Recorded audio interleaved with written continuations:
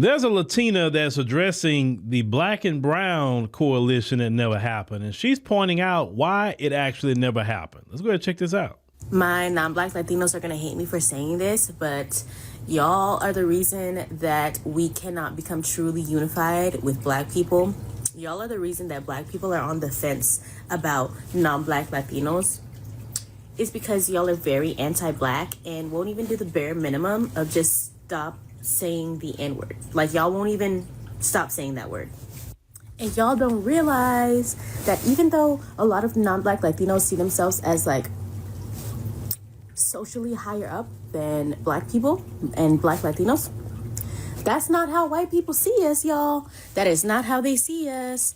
It doesn't matter what you are, you're just not white.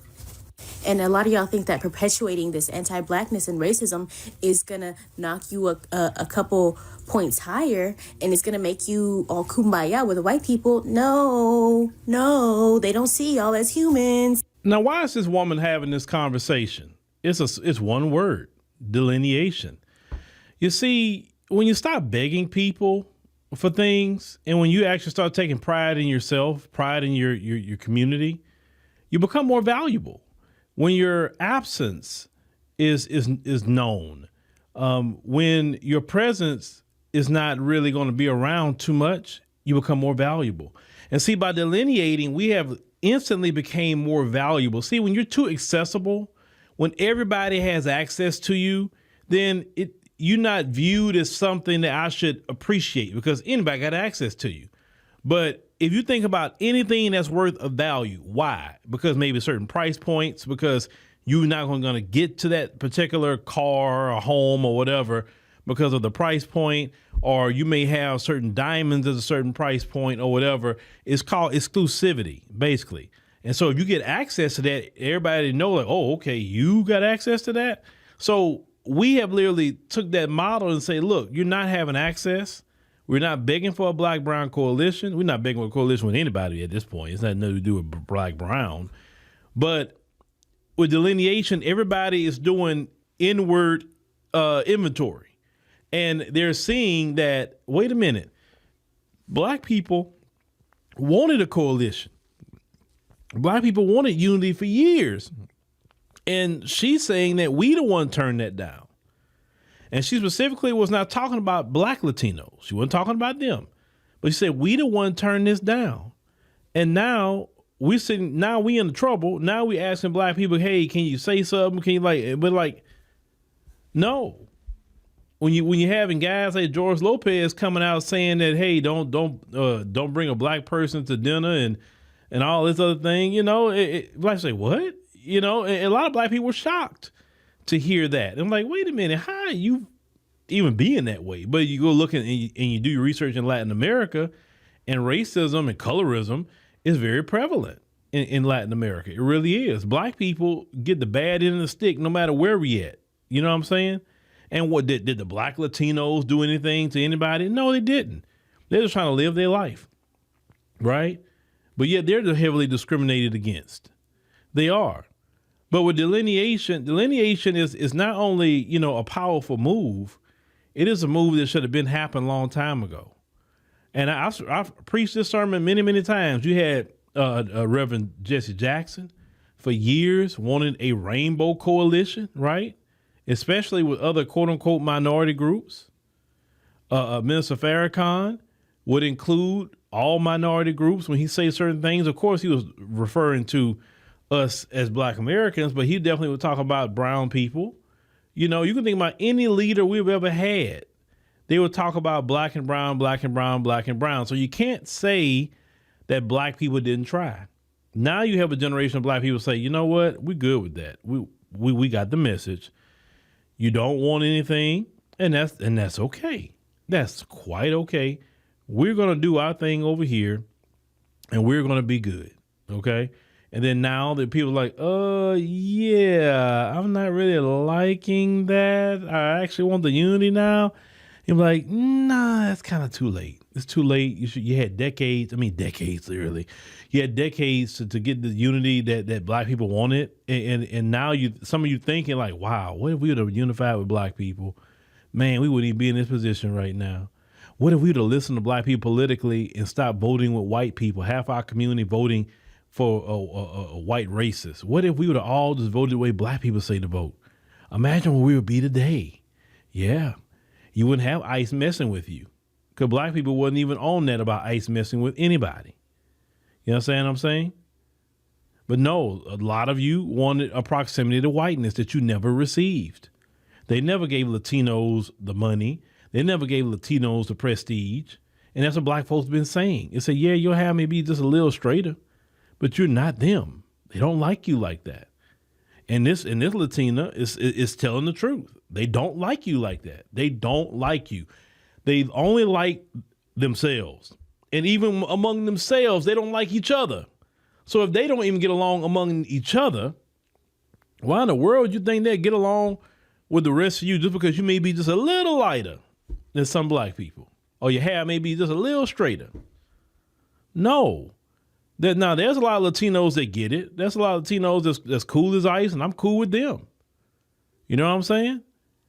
But on an individual level, yeah, a lot of Latinos I'm cool with on an individual level.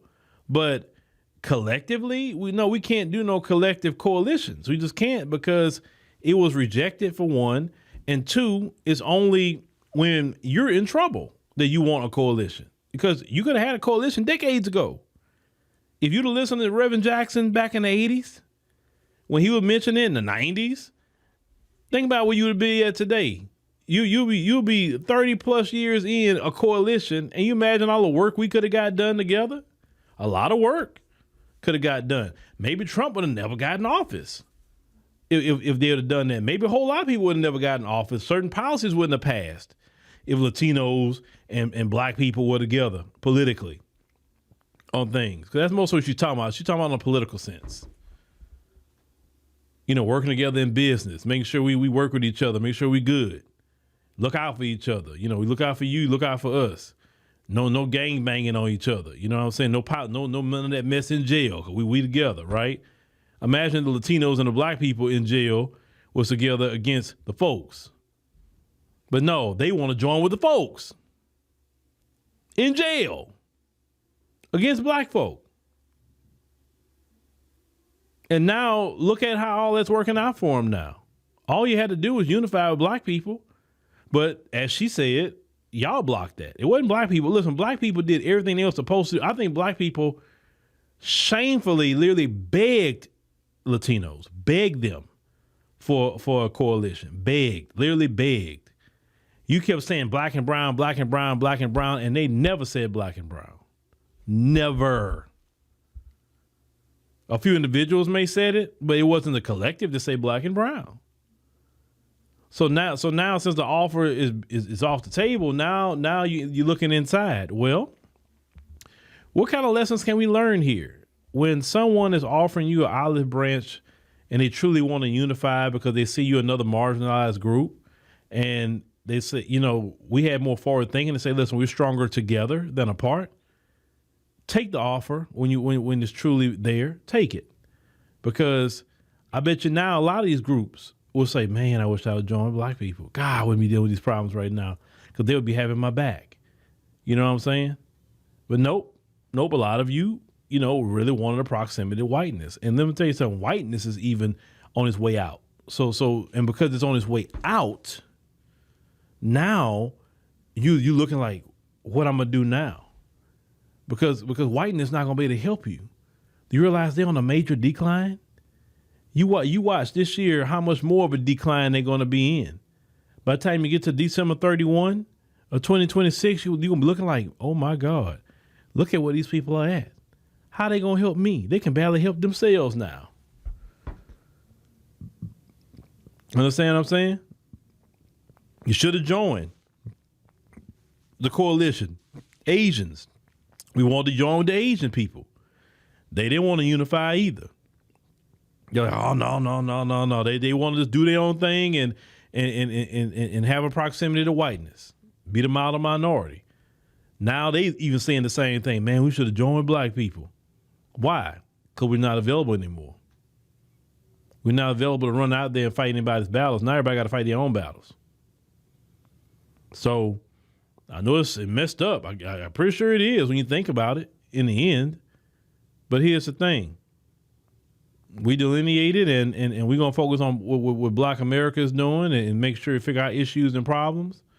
And that's just where we at with it. We don't hate nobody. No, not at all. No hate here. But we're going to take care of business in the community. You know, if people want to say, okay, well, how do I get a coalition?